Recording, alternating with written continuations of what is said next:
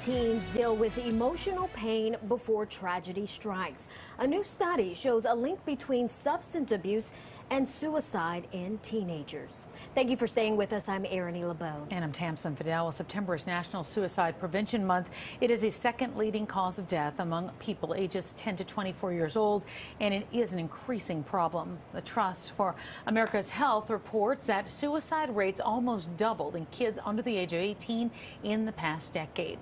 And with 75% involving one or more substances, there is an urgent call for parents to be aware of the symptoms. So joining us now to shine a light on this topic is substance abuse counselor Eric Grimminger of the National Recovery Platform ERP Health.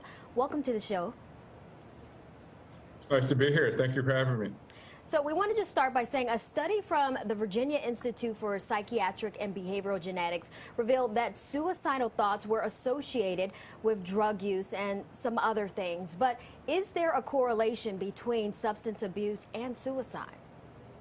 Yeah, so addiction can often correlate with suicide because of the consequences that often come along with substance abuse, such as financial distress, getting in trouble in school, a lot of consequences that could possibly lead to feelings of hopelessness, which would then potentially lead to suicidal thoughts.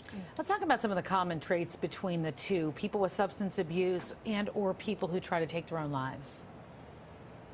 Yeah, you'll notice feelings of overwhelm, so stressful life events, not being able to handle them, depressive episodes, especially when it comes to addiction. There's actually a phenomenon called anhedonia. So when somebody's first getting into recovery, there's oftentimes associated feelings of depression because with the drugs or alcohol, there were massive increases in dopamine. And then when you get into recovery, there's a drop below baseline. And this anhedonia is actually akin to clinical depression, which could, again, lead to suicidal ideations, along with, social support issues, things of that nature. So are there some signs that someone is depressed or may be having suicidal thoughts?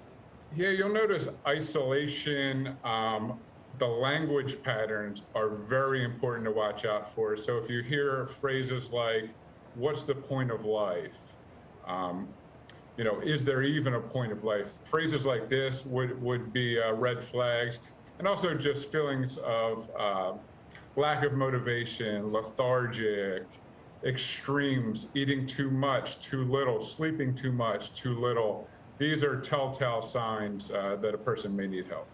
All right, so if somebody sees these signs in a friend or somebody they work with, a loved one, what's the next step in all this that they can take to help prevent a potential tragedy? Well, being available for them, not leaving them alone if they're very concerned. Also, bring in a mental health professional. The long-term solution is getting to the root of the issue and identifying what's going on at the core. And then also 988 suicide hotline number. If you are going to leave them alone, let them know that this is an option. They could reach out before making any decisions. All right, so what kind of help is actually out there for people who may be suffering?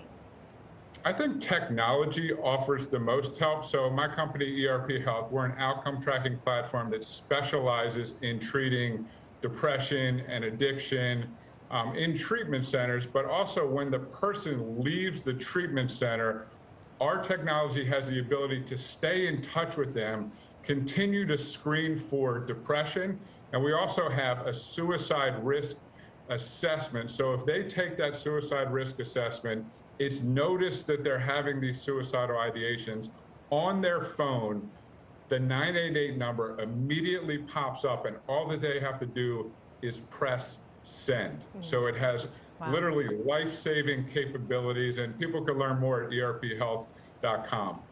All right, Eric, thanks so much for joining us and talking about this. Where can people go for information? Yeah, as I mentioned, erphealth.com would be the best place to go as it relates to that last part of the technology. But also SAMHSA has great information on their website about the 988 number. So I would encourage everybody to educate themselves on this very important lifeline. All right, thank you so much. All right.